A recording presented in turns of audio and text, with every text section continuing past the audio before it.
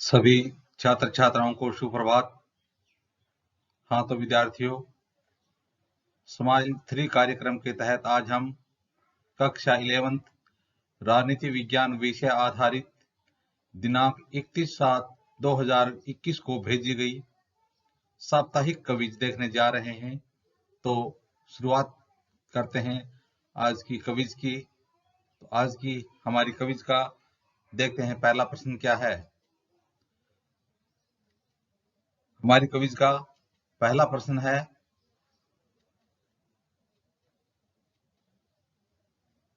प्रश्न 1, पॉलिटिक्स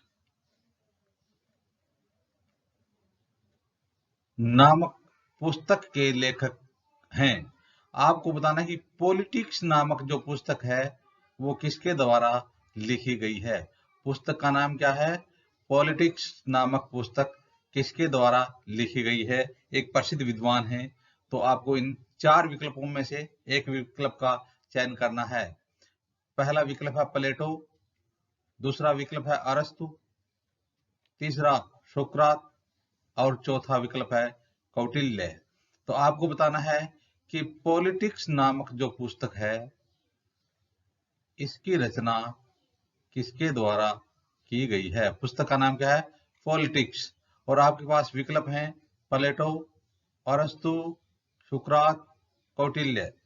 तो इस प्रकार से इस प्रश्न का उत्तर हो जाएगा अरस्तु। तो बताइए, पॉलिटिक्स नामक पुस्तक की रचना किसके द्वारा की गई? अरस्तु के द्वारा की गई।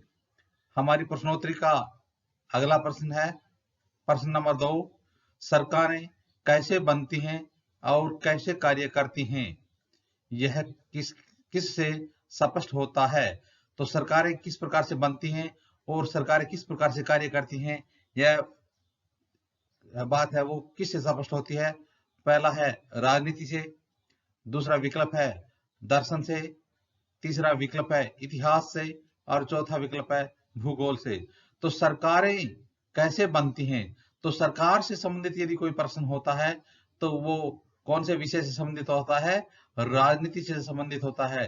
तो सरकारें कैसे बनती हैं और कैसे कार्य करती हैं, यह किस बात पर निर्भर करता है या किस बात से स्पष्ट होता है?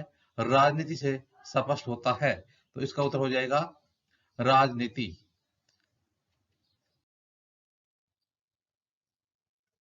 तो इस प्रकार से इसका उत्तर हो जाएगा राजनीति।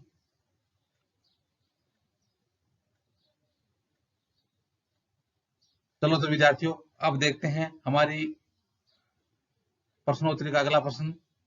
अगला प्रश्न है, लोकतंत्र के सफल संचालन के लिए नागरिकों का खालिस्तान होना जरूरी है।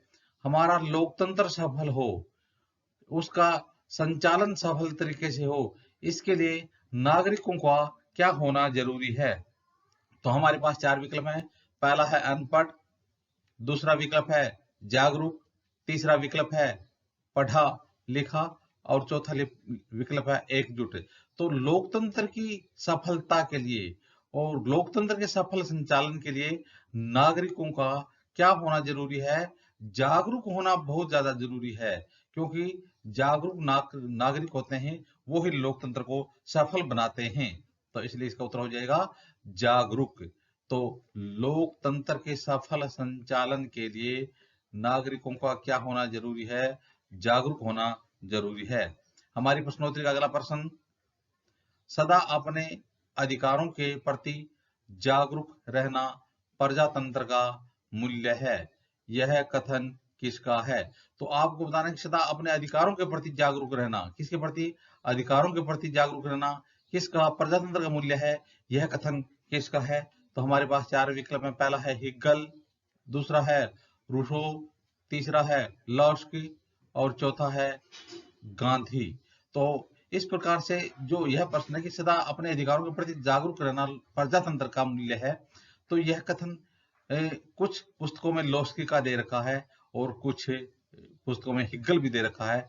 तो लॉस्की का कथन मानते हैं कि सदा अपने अधिकारों के प्रति जागरूक रहना प्रजातंत्र का मूल्य है। कहीं कहीं आपको हिगल भी मिल जाएगा इसका उत्तर। हमारी प्रश्नोत्तरी का अगला प्रश्न है, राजनीतिक सिद्धांत के बारे में कौन से कथन सही हैं? तो आपको बताना है कि राजनीतिक जो सिद्धांत हैं उनके बारे में जो कथन दिए गए उनमें कौन सा सही है। पहला है, राजनीतिक सिद्धांत समानता और स्वतंत्रता जैसी अवधारणाओं के अर्थ की व्याख्या करते हैं। दूसरा है, राजनीतिक सिद्धांत विभिन्न धर्मों के अंतर संबंधों की व्याख्या करते हैं। और तीसरा है, ये राजनीतिक दलों के प्रदर्शन की भविष्यवाणी करते हैं। और चौथा विकल्प है, इनमें से कोई नहीं।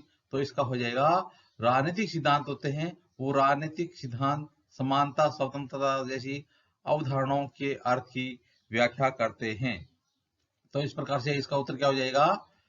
इसका उत्तर हो जाएगा, राजनीतिक सिद्धांत समानता और स्वतंत्रता जैसी अवधारणाओं के अर्थ की व्याख्या करते हैं। तो अब देखते हैं विद्यार्थियों, हमारी प्रश्नोत्तरी का अगला प्रश्न। हमारी प्रश्नोत्तरी का अगला प्रश्न है, आधुनिक काल में सर्वप्रथम यह किसने सिद्ध किया कि स्वतंत्रता मानव मात्र का मौलिक अधिकार है? तो आपको बताना है कि आधुनिक काल में सर्वप्रथम यह किसने सिद्ध किया कि जो स्वतंत्रता है वो मानव मात्र का मौलिक अधिकार है? तो हमारे पास विकल्प है, रूसो, दूसरा है अरस्तु, तीसरा है गांधी, चौथा है नेहरू। तो अब आपको बताना है इसका उत्तर। तो इसका हो जाएगा, रूसो ने कहा था कि आधुनिक काल में सर्वप्रथम यह सिद्ध किया था कि स्वतंत्रता मानव मात्र का मौलिक अधिकार है। तो इसका उत्तर हो जाएगा रूसो। हमारी प्रश्नोत्तरी का अगला प्रश्न, राजनीतिक विज्ञान का जनक किसे माना जाता है? राजनीतिक विज्ञान का जनक, बिल्कुल बहुत अच्छा प्रश्न पूछा गया है कि राजनीतिक विज्ञान का जनक किसे माना जाता है। तो हमारे पास विकल्प हैं, पहला है गांधी जी, दूसरा है प्लेटो, तीसरा है अरस्तु, चौथा है सुकरात। तो राजनीतिक विज्ञान का जनक किसे माना जाता है? राजनीतिक विज्ञान का जनक अरस्तु को माना जाता है। राजनीतिक विज्ञान का जनक किसको माना जाता है? अरस्तु को माना जाता है।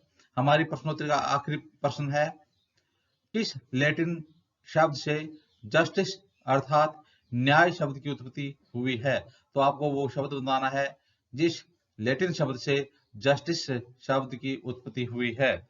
तो पहला है जस्टिसिया, दूसरा विकल्प है जज, तीसरा विकल्प है जज, चौथा विकल्प है जुडिशिया। तो इस प्रकार से इसका उत्तर हो जाएगा, जस्टिसिया से जो जस्टिस शब्द है, लैटिन शब्द से जस्टिस शब्द बनाया अर्थात न्याय शब्द की उत्पत्ति हुई है। तो इस प्रकार से आज हमने साप्ताहिक क्विज है उसमें भाग लिया और उस क्विज को करके देखा। इसी प्रकार से आगे भी जो समय समय पर साप्ताहिक क्विज आती हैं उनमें सभी छात्र भाग लें और उन प्रश्नों को हल करके अपने विद्यालय में जमा करवाएं।